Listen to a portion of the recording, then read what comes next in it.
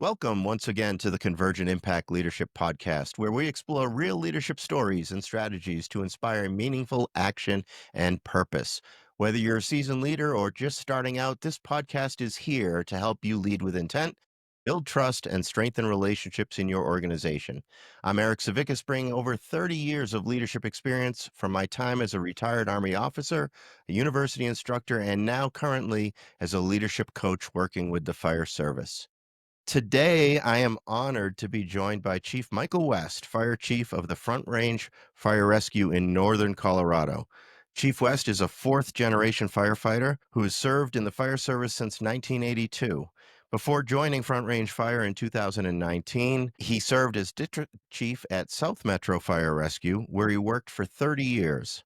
He's also served in other departments in Colorado and New Jersey. He holds a master's degree in strategic communication and leadership from Seton Hall University and a bachelor's degree in management and human resources from the University of Colorado, Denver. Chief West recently announced his upcoming retirement in June after more than 40 years in the fire service, and we'll talk about the lessons, challenges, and legacy of that career, including how he's helped prepare the department for what's next. Chief West, welcome to the podcast. Thank you so much, Eric. I really appreciate you having me. Yeah, I am excited to get to talk to you. So let's start a huge career, 40-year career in the fire service. Go back, if you could, for us and talk about what made you get interested in the fire service and following those previous three generations in their footsteps. I grew up in a firefighter household. My father was a volunteer, but didn't talk very much about the fire service. But my uncles, his younger brothers, were very active volunteers, as was my grandfather. And so around the kitchen table, I, heard stories about the firehouse, heard stories about the fire last night or whatever it was. And really, I knew I would be a volunteer firefighter. That's growing up in New Jersey in a county of about 4,500 volunteers. That's just sort of what everyone did. But it wasn't until I was in high school and about that time of going to college or thinking about going to college that I had applied to three different military colleges and I had been accepted to all three. And I was deciding between those three as to which one I wanted to go to. And my father took me out to lunch one day and he said, he looks at me and he says, "So what's up with this military school thing?" And I told him, I said, I really, my goal is to be an officer in the Marine Corps and I want to do that as my career. And I think I got a good choice. And he looks at me and he says, it seems like you really like hanging around the firehouse. Maybe you could think about that as your career. And like most, 17, 18-year-olds would do, I looked at him and you don't know what I want, who are you to tell me? And he said, just it seems like that might be something that you want. And I tell that story and I tell that story often, because about 3 years ago, I'd been doing this now for 40 years as a 38 as a career firefighter. And, I was telling that story and my father happened to be there and there was someone I was telling the story to. And my father leaned over and he goes, "I need to be honest with him. I didn't tell him that because I wanted to influence his career choice. I was just more concerned with his safety and going to war than being in a fire."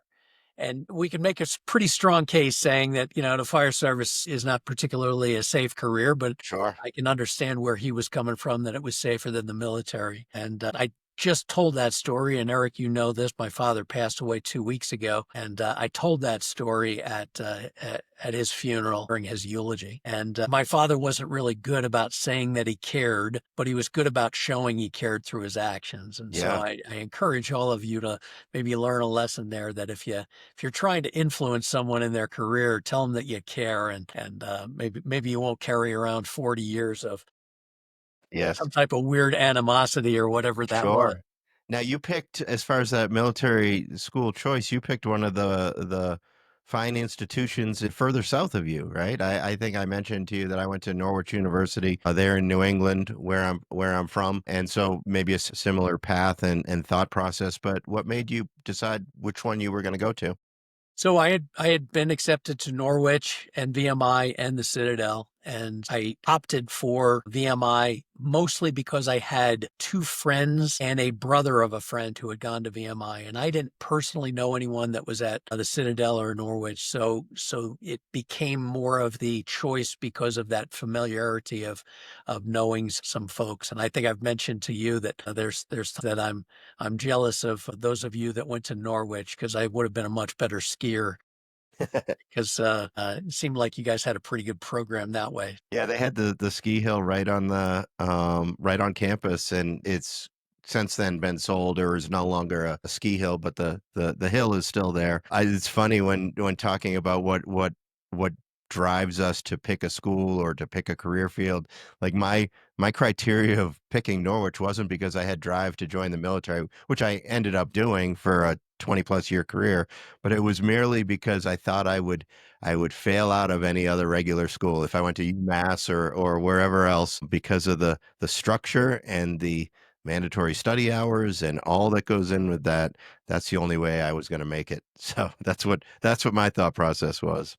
It's a good thought process, and I look back and I was a lazy student through high school and my first year of VMI, and I went on to fix that habit in my future educational endeavors. But I look back and think that I probably should have enlisted to get some of those Mm. disciplinary habits up front and then gone to school.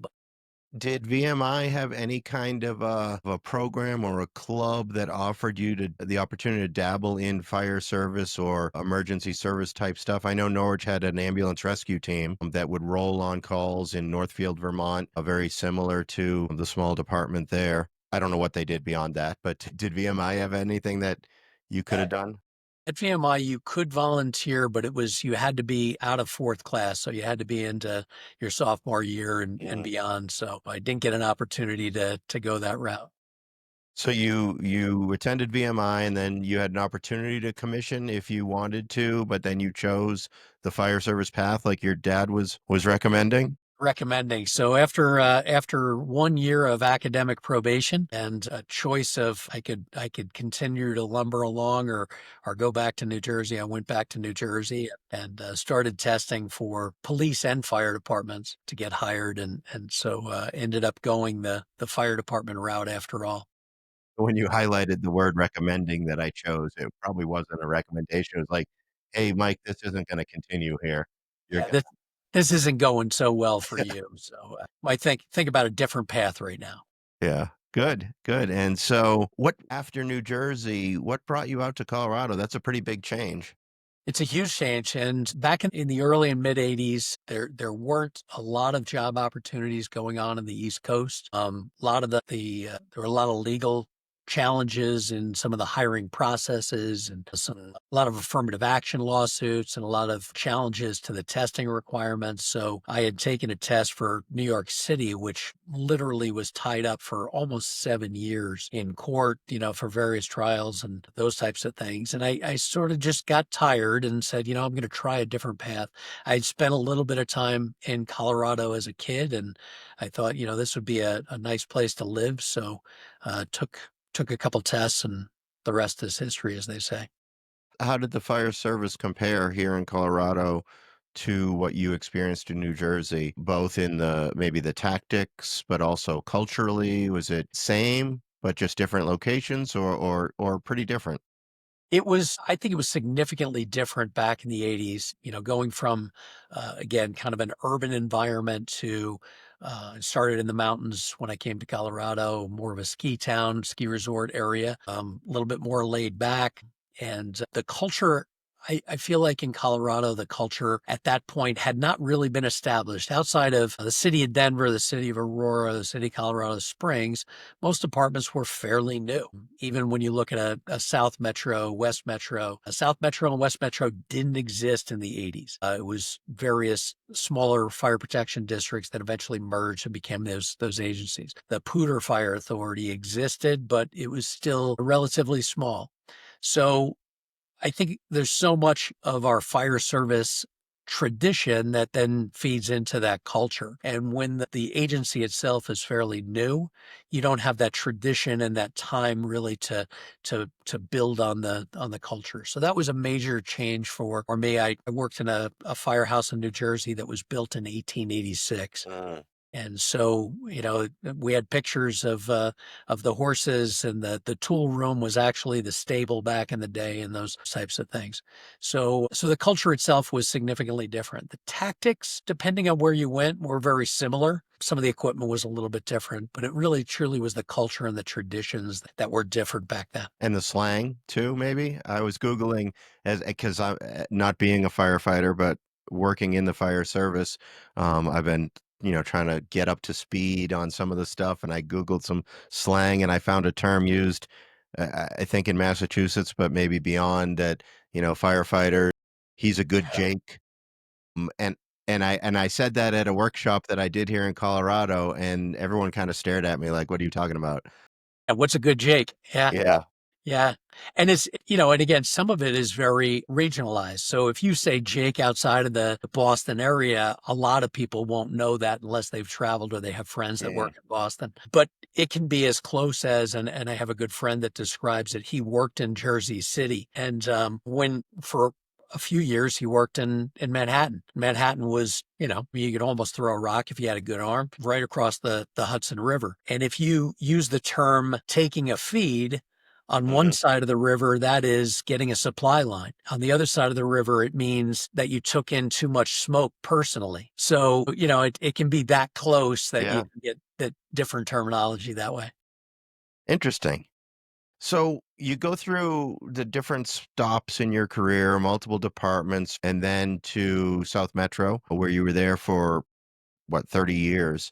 And so in that time, as you're starting to promote, advance in leadership positions, how did you talk to me a little bit about how you honed what your particular leadership vision is? And just as a side note to this, when I'm constantly talking to people about leadership visions and what they bring to the table as leaders, I'm encouraging them to make it theirs, to be authentic for who you are as a leader.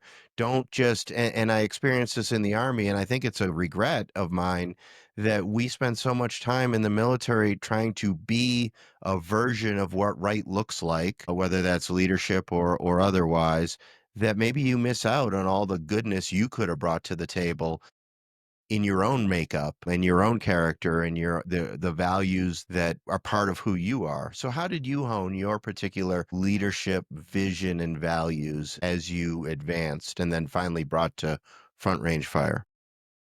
So think we've hit on some of this already, Eric, is that coming from 4 generations and a very traditional East Coast kind of environment, going to the mountains of Colorado, which was polar opposite in all ways, shapes, or form, where some of the things that you learned when you were 18 years old as a volunteer, you find out, well, those work, but there are other ways to do it as well.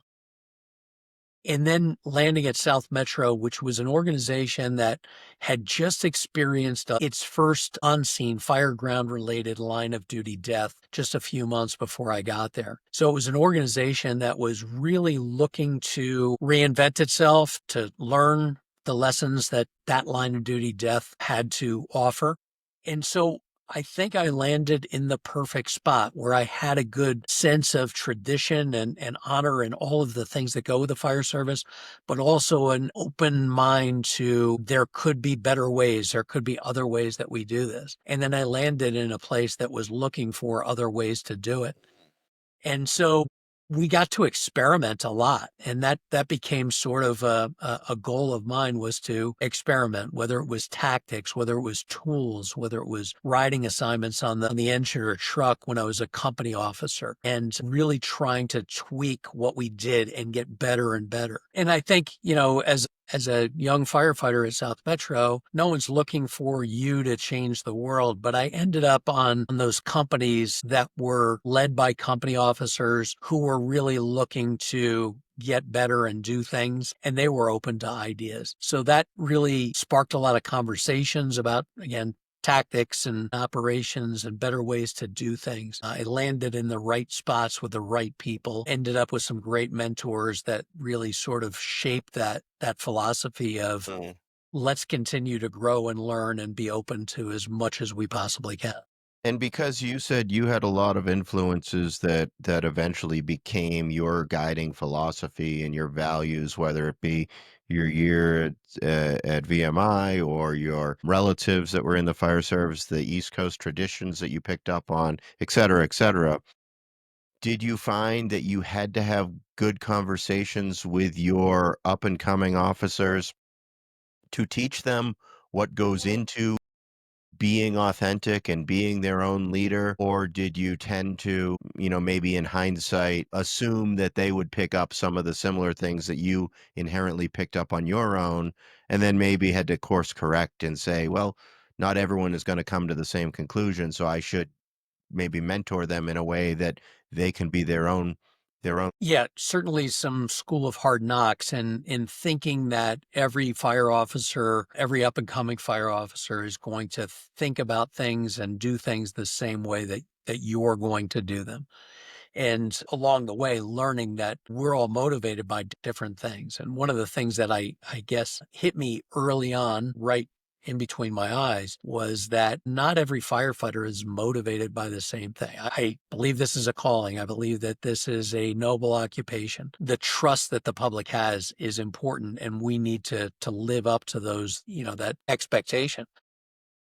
There are firefighters that we work with that don't necessarily have that same motivation. This may just be a job to them. We used to say on the East Coast that you took a civil service exam and you took the police department exam and the fire department exam and the sanitation exam, and whoever called first, that's where you were going. It didn't matter, like you weren't looking to do one in particular for some individuals. And when you recognize that not everyone has the same motivation, then you can, I think, approach your leadership and your mentorship in that style, trying to understand what motivates this individual and how do we get this level of performance from an individual who's maybe not driven the same way as the next person is. Yeah, and I like that because that and recognizing that not everybody has the same motivations and not applying your own motivations across the board on people, that allows you to lead in a way that is tapping into each individual and what makes them tick and what gets them out of bed in the morning and excited. And sometimes all those things overlap, but other times there are things that you really need to make a connection to figure out, and you would be lacking if you just assumed that it was the same, right? I'm reminded I was doing a workshop last week for West Metro, and there was a slide that I had in the slide deck, and it takes the golden rule, do unto others as you would have done unto you, and it crosses out the you parts of it, and it modifies it into what it's called as the platinum rule now, do unto others as they would have done unto them. And just thinking about that initially, it might feel, well, that's going to be exhausting if I have to cater to every individual, but it's not really catering. It's just understanding that each of those individuals are truly individual human beings that are motivated and driven and guided by all sorts of different things. And we can be on the same team, but if I lead in a way that only focuses on what I think or what I want, well, then I'm going to get limited results. But if I lead in a way that focuses on the people and what's making them tick, then I'm going to get much better results. Had you seen that platinum modification? I actually have, yeah. That's and I love it. It makes so much sense. So you get to Front Range Fire Rescue and you take the helm as the chief, a smaller department than South Metro, obviously, but I think with everything, change is constant, change is all around us. And so that department, no matter where it is at the starting point, is growing exponentially. How did you keep ahead or keep on track with some of those growth demands that you experienced at Front Range and your strategic planning for that? So yes, significantly different in size. Went from roughly 800 members altogether at South Metro to when I got here about 25 members. Now we're at 50. I'll back up for 2 seconds, Eric, and just say that I don't know that I ever thought I was going to be a fire chief. That was never a goal that I ever had really up until my 40s or so that I even considered it. I thought I would retire as a captain on an engine company in the Denver Tech Center. It's what I love to do. I enjoyed it. An opportunity presented itself at South Metro during one of the 5 mergers that I experienced down there. And the opportunity was to become a training chief, a battalion chief who was going to be assigned to training during a pretty exciting growth kind of phase. And that started the ball rolling for the possibility of being a fire chief. Truly, the strategic portion of that was because I had experienced some of these mergers and some of the growth phases. I was looking for some new challenge. I felt like I was getting a little stale at South Metro. I really reached the rank that I wanted to. I never wanted to be the fire chief of South Metro or the operations chief of South Metro. I enjoyed going to calls and working on shift and doing the job that I did there. But I knew that I wanted to do something and felt like I had some experience that I could offer. So I was looking for an organization that reminded me, if you will, of South Metro 1990. And that happened to be, an organization that was, in the case of 1990, South Metro had just gone through its very first merger. They from 6 stations to 8 stations, some of the challenges that went with that growth where we were protecting about 25 or 30,000 people. Eventually we were protecting 540,000 people. And so I was looking for a place that was growing and had just gone through a merger. Front Range was the merger between the Johnstown Fire Protection District and the Milliken Fire Protection District. And it took place officially in 2018, but it had been ongoing for about 5 years. So some of the growing pains I had already experienced down at South Metro. And I sort of had the playbook, if you will, of how to navigate some of those types of changes. And I knew I wanted to contribute to a place, and Front Range seemed like the obvious choice because it was about ready to experience some of the things that I had already gone through. And, I almost had the cheat sheet, if you will, of some of the things that we wanted to avoid. Yeah. The one And were thing you that I didn't have successful? that say it again? Were you successful in avoiding those things? Yeah, I was really successful right up until March of 2020, and I didn't have a playbook for a global pandemic. Yeah, I don't know if anyone did. Yeah, so I certainly being a 9-month fire chief and landing in a global pandemic could have been problematic. I think the one thing that has always been a problem for me, and I get it from my father, and I think he gets it from his father, is I'm stubborn. So despite the fact that we were in the middle of a global pandemic, it was kind of damn the torpedoes, and we moved ahead with a lot of strategic initiatives, even though we were kind of in lockdown. So in some ways, I think my stubbornness in that area helped because it kept us focused on other things rather than COVID. Mhm. So we were thinking about cultural documents, and we were thinking about establishing really good job descriptions and a succession plan that would carry us into the future. And we did that right through the pandemic. And that sort of gave us a project to stay focused on. Well, and then in a better place when we came out on the other side, instead of treading water, not that departments were treading water, but instead of doing what you needed to do just to get through the pandemic, you were doing that plus had an eye towards the future. Like this is going to end at some point, and so we need to be ready.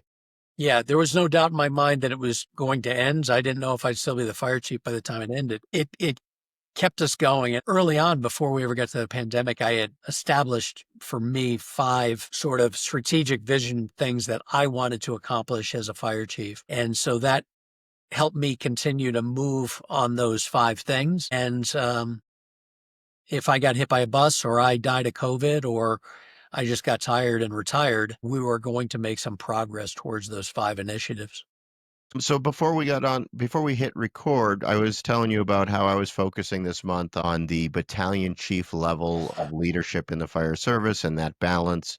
And I had a similar conversation with Chief Randy Royal of Colorado Springs a couple of weeks ago in the previous episode, trying to pick his brain to get his thoughts on it. I think from an outside perspective, looking in and then applying my military experience as well, that battalion chief transition is probably got to be one of the hardest ones because you're still with the crews, kinda, but not. You're still rolling on calls, kinda, but not. You're expected to still take care of and be responsible for everything within your battalion, but it isn't just the tactical focus anymore. It's whatever some of the strategic things that the department is doing, and what we would refer to in the military as that operational level of connecting the dots between the plans and the strategies and the things, big picture things at the top, and then translating them to action down at the lower levels.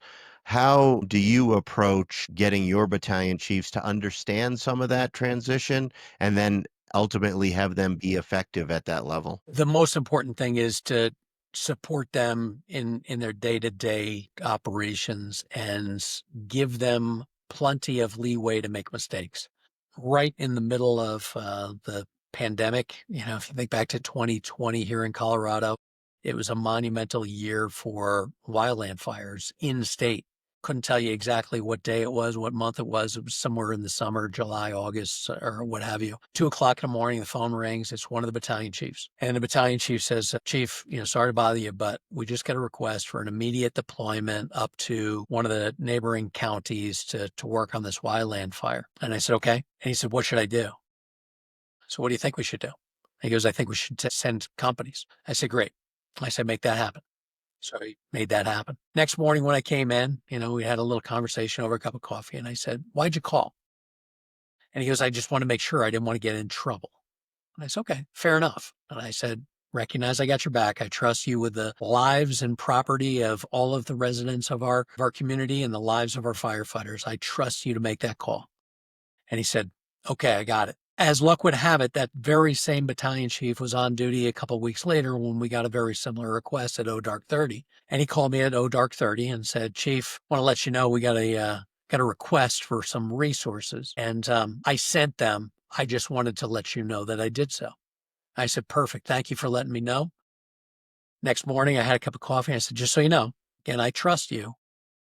You don't have to, unless it's, and I have a list, I would imagine, like you did in the military as well, those things that they must call me for immediately and those things. And I told him, I said, you don't have to request it. And about 2 weeks later, same battalion chief, I came in, 8 o'clock in the morning. I'm in my office. He comes in and said, hey, just so you know, last night I sent out this company and they're still out there. So it's that slow, steady progression and constantly reassuring them that I got your back and you've got that. You're empowered to make that call.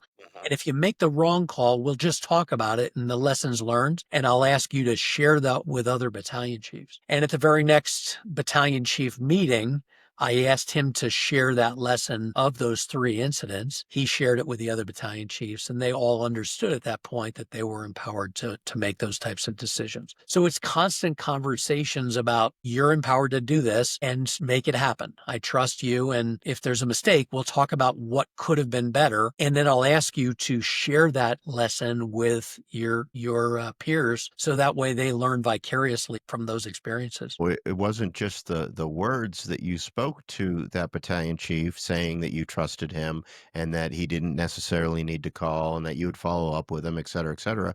It was the actions that were associated with that. If you had said, I trust you, you make the call, and then the next day that chief came in and you lopped his head off, questioning everything, well, then the words are completely hollow. It's 100%. you have to demonstrate to your people that you do have their backs and that mistakes are okay as long as we're learning from those mistakes and all the other things so that then they get conditioned.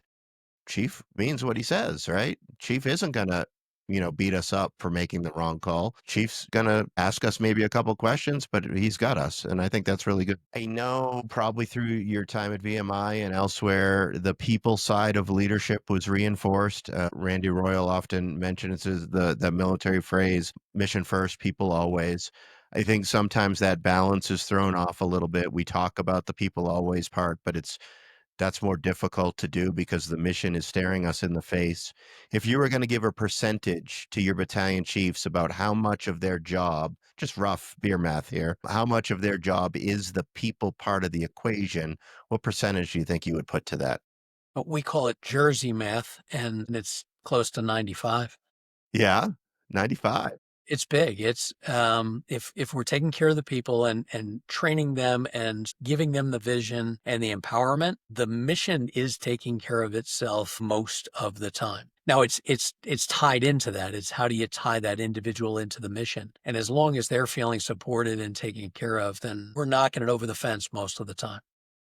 And so if you were going to take one of your newly promoted or about to be promoted battalion chiefs from the company officer level, and you pulled that person aside and you said 95% of your job, chief, or soon to be chief, is going to be the people. All these people that are in the companies, in the stations, on the engines, on the tenders, et cetera, et cetera. 95% of how you allocate your time should be focused on them.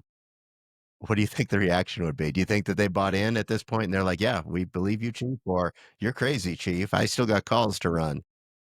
I do, and I also understand, Eric, that I'm in an unusual organization. I inherited an organization that was made up of an unusual group of caring individuals. They tend to be the people we hire tend to care about other individuals in the department, etc., in such a way, like I will say that we always throw around the brotherhood and sisterhood terms, but they actually live it in a large way.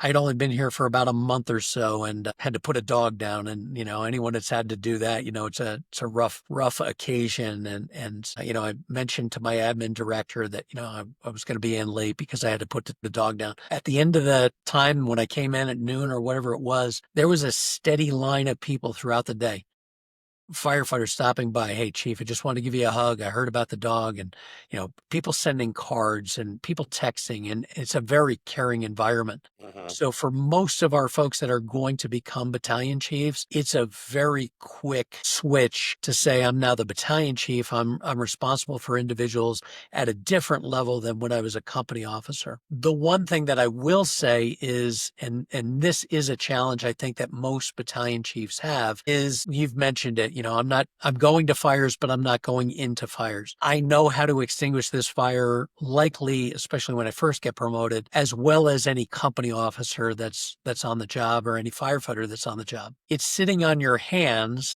and not interfering with that lieutenant on engine one in how they're going to put out the fire. As long as they put out the fire effectively, safely, quickly, they're doing a good job. Now, I may have a little trick that I can show them later, a different way to deploy that line or some different way to communicate that line. But in the heat of the moment, let them go.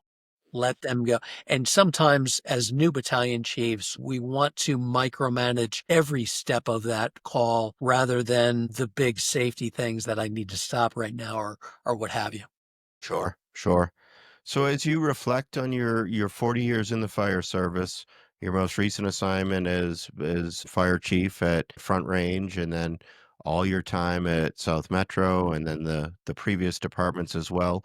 What stands out to you as something that you're most proud of? Eric, someone asked me this on a podcast about 2 months ago, and I gave that most terrible answer. I just caught me off guard. And since that person asked me that question, I feel like I've spent almost every day thinking about that question. Oh, And so I appreciate you asking because I get an not to opportunity. set expectations here or anything, but now I'm on the edge of the seat. When that person asked me, immediately I thought to some of the projects and some of the task and tactical things. And the more I thought about it I went, no, what I'm most proud of is the individuals that are in my coaching tree. And, that term in sports where a coach, professional, a head coach of an organization, how many of their assistant coaches went on to be coaches? How many of their players went on to be coaches? And when I think about the individuals that I've been fortunate enough to work with over the last 40 years, and just as a great example, last week, again at my father's funeral, one of the guys that I was a volunteer with, we were company officers together, came out to the funeral and he helped. He was a pallbearer he's now a chief of department in New Jersey. And there's a list of those individuals that I've been fortunate enough to be around that I've certainly learned a lot from. And hopefully I've given them a few things to help them in their career. So when we talk about legacy, It's not the firehouse that you built or the ladder truck that you bought. It's the individuals that maybe you taught something to that will teach those lessons Mhm. to the next generation, and they'll pass it on to the next generation. I think that that's the best part of a legacy is the people that maybe you've helped be better. Yeah, I think as I'm sitting here listening to your words and reflecting on what you're saying in that regard, like you hear a lot of people say the phrase like I'll be completely satisfied or I'll be happy that I did my job if someone is ready to come behind me and takes my job from me, right? But I think at the end of your 40-year career where you're at and just the limited interaction that you and I have had, it's clear to me that those people are there and they are ready to take on that job. And they probably were when you transition from company officer to the battalion level and then from up to training and then deputy chief, et cetera, et cetera. They probably backfilled you nicely in those spots. But right now, I think you could probably take comfort in knowing that you've done your job because everything's gonna keep moving once you retire, and everything's gonna go well, nothing's gonna get dropped, and that, I think, would be the ultimate recognition of your success. Yeah, I appreciate that. And it's we were I think lucky. When I applied for the job at Front Range, there were no internal candidates. And I mentioned earlier that I had 5 goals as fire chief, and one of those was to grow leaders inside the organization, make sure that we had a nice deep bench and that our future replacements were as homegrown as possible. For this process, we had 5 individuals that were prepared that met all of the qualifications to be the next fire chief and 2 of them have risen to the final step. They're deciding, I think it's next week, it's the week after, and they'll pick one. And there were no need or desire from the board of directors to go outside. They know that they've got super qualified individuals inside, and they're going to carry. And I'll add one thing: they're not going to not just drop the ball; they're going to carry the ball further, fast, Mhm. higher, and they're going to come up with better, innovative ways to do what I've done for the last 6 years and make it even better. So I'm really excited to see where they go with it. Yeah, I think that's perfect. So as a final question for you, Chief, and not to steal any thunder from your retirement ceremony speech, but for any of the fire service officers that are listening to the podcast here today, what's a potential final message that you'd like to communicate or a leadership thought or a mindset thing that you potentially want to pass on as a final thought here today? I think, like many people, whether it's Ryan Holiday has influenced so many in our industry or in the military or what have you, towards Stoic philosophies. I think when I think of Stoic philosophy, and I think that most firefighters are Stoics, they maybe just don't even know that they are. And there's a quote that sticks in my mind. It's actually it's something that I plan on sharing a lot in the next. Uh, 47 days, 46 days, which is a burning fire makes flame and brightness out of anything thrown into it. And the analogy really is about people, that when you are strong and resilient and you have a great attitude, that no matter what garbage gets thrown at you, you can turn it into something good. And whether it's the economy or the state of property tax valuations in Colorado or the difficulty of recruiting and retention, or it's the politics of your fire protection district or the local communities that you serve or whatever that is, that if you have a good attitude, you can turn it into something good. And don't give up on the world despite all the social media banter about how the world is fallen apart and those things. The world has always had problems and the fire service has always had problems, and we can turn those things into something positive with the right attitude. I think that's the perfect message and the perfect takeaway for today's conversation. So, Chief West, thanks so much for joining me today. Clearly, your passion and your experience and the decades that you've served the fire service here in Colorado and beyond clearly comes through in talking to you, and the way you articulate that passion, I think, is incredible. And I certainly appreciate that. For our listeners, if you found this episode valuable, please share it with your colleagues or your team. Don't forget to subscribe to the Convergent Impact Leadership Podcast and leave a review on your favorite platform so that others can find the podcast as well. For more leadership resources and tools, visit www.convergentimpact.com and find various leadership related content there. Until next time, lead well, take care of your people, and keep setting the example.